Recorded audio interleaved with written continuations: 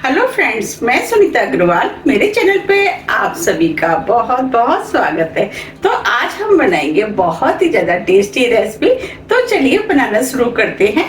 आज मैं आपको आंवले की बहुत ही ज्यादा हेल्दी और टेस्टी रेसिपी बनाना बताती हूँ, कैसे बनाई जाती है। और आप सभी को तो पता ही है कि आंवला हमारी हेल्थ के लिए कितने ज्यादा फायदेमंद होता है, क्योंकि इसमें भरपूर मात्रा में calcium, iron, vitamin C, fibre, minerals पाए जाते हैं, जो अनेक रोगों में भी बहुत ही ज्यादा फायदा करता है, जैसे कि खांसी, जुकाम, जोड़ों का दर्द, बदन दर्द, बाल, त्वचा और आंखों की रोशनी को भी बढ़ाता है। इसीलिए तो कहते हैं कि आंवले को हमें किसी न किसी रूप में जरूर खाना चाहिए। तो चलिए आंवले की रेसिपी बनाना शुरू करते हैं। रेसिपी बनाने के लिए ये हमने 500 ग्राम आंवले लिए हैं। आंवलों को लेते समय आपको ध्यान रखना है, आंवले एकदम साफ होने चाहिए। इसके अंदर कोई भी दाग नहीं होना चाहिए। अगर पत्ते का दाग है तो कोई बात नहीं, ये दाग चल जाता है। और इसे हमने धो करके पोंछ लिया है। तो सबसे पहले हम आंवलों को कद्दूकस कर लेते हैं। कद्दूकस करने के लिए ये हमने कद्दूकस लिया है। कद्दूकस में 3 तरह के छेद होते हैं। जो मीडियम साइज के छेद है, हम इससे आंवले को कद्दूकस करेंगे। तो अब हम एक आंवला ले लेते हैं और आंवले को इस तरीके से हमें कद्दूकस करना है। और आंवले को हम इस तरीके से घुमाते जाएंगे और कद्दूकस करते जाएंगे। देखिए, ये हमने आंवले को कद्दूकस कर लिया है। अब जो गुठली बची है इसे हम फेंक देंगे। हमने ये वाले आंवले को भी कद्दूकस कर लिया है। अब मैं आपको दिखा भी देती हूँ।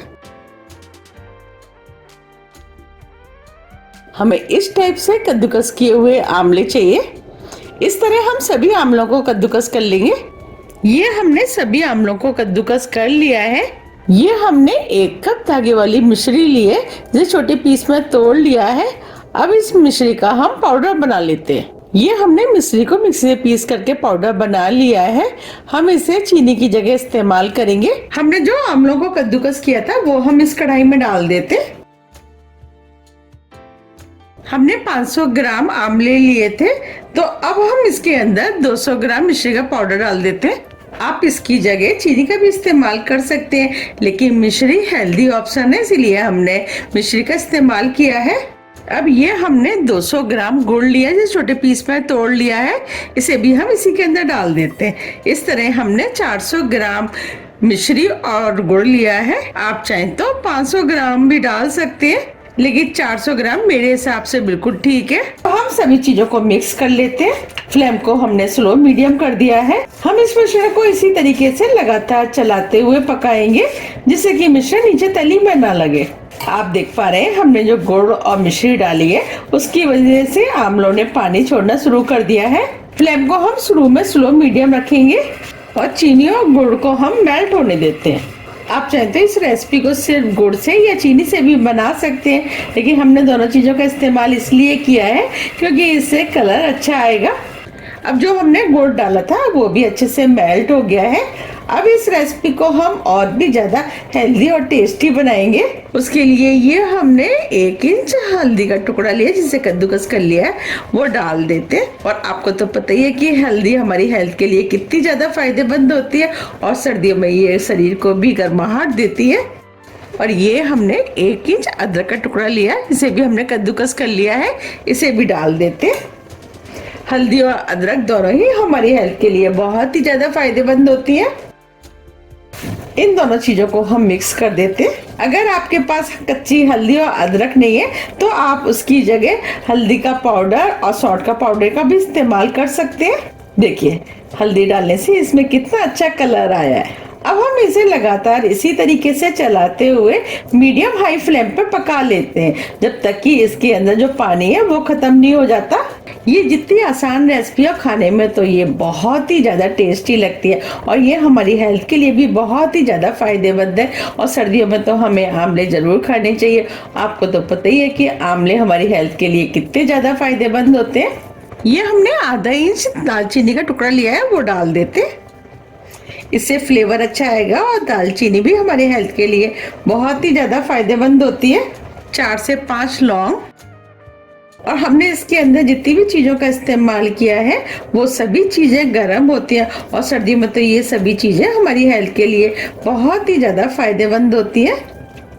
अगर आपको मेरी रेसिपी पसंद आ रही है तो आप रेसिपी को लाइक कर दीजिएगा और ज़्यादा से ज़्यादा शेयर भी कर दीजिएगा। अब आप देख पा रहे हैं इसके अंदर जो पानी था वो काफ़ी हद तक कम हो गया है। अब इसे हम 2 से 3 मिनट करीब और पका लेते। अब इसके अंदर हम थोड़े से मसाले ऐड करेंगे। मसाले में 1/4 टीस्पून भुने वाले जीरे का पाउडर। अब इसके अंदर 1/4 टीस्पून काली मिर्च डाल देते हैं। ये हमने फ्रेश कूटी है, इससे फ्लेवर अच्छा आएगा। 1/4 टीस्पून काला नमक, इससे खुशबू अच्छी आती है और ये खाने में भी टेस्टी लगता है। और काला नमक भी हमारे पेट के लिए बहुत ही ज़्यादा फायदेमंद होता है और ये मिठास को भी बैलेंस करता है। अब सभी चीज़ों को मिक्स कर देते हैं। आप इस रेसिपी को छुंदा, चटनी, मुरब्बा, आप कोई भी नाम दे सकते हैं। तो आप इसको क्या नाम देंगे मुझे कमेंट्स बॉक्स में लिख के ज़रूर बताइएगा। और आपको मेरी रेसिपी कैसी लग रही है वो भी आप मुझे कमेंट्स बॉक्स में लिख के बताइएगा। और ये बहुत ही ज़्यादा हेल्दी और टेस्टी रेसिपी बनके तैयार हुई है। मैं तो इसे छुंदा का नाम दूंगी। आप इस रेसिपी को च्यवनप्राश की जगह खा सकते हैं। अब ये देखने में और भी ज़्यादा सुंदर लगे और खाने में भी टेस्टी लगे तो उसके लिए ये हमने 1 टेबल स्पून मगज लिए हैं वो डाल देते। ये ऑप्शनल है, आप चाहते हैं इसके बिना भी बना सकते हैं। बस इसके डालने से ये देखने में सुंदर लगती है और खाने में टेस्टी लगती है। अब इसे हम मिक्स कर देते हैं। आप देख पा रहे हैं ये देखने में कितनी सुंदर लग रही है। अब ये बनके तैयार हो गई है। अब हम फ्लेम को ऑफ कर देते हैं। और आपने देखा होगा कि आंवले के अंदर हल्का सा कसेलापन होता है, उसको दूर करने के लिए हम इसके अंदर 1 नींबू का रस डाल देते हैं।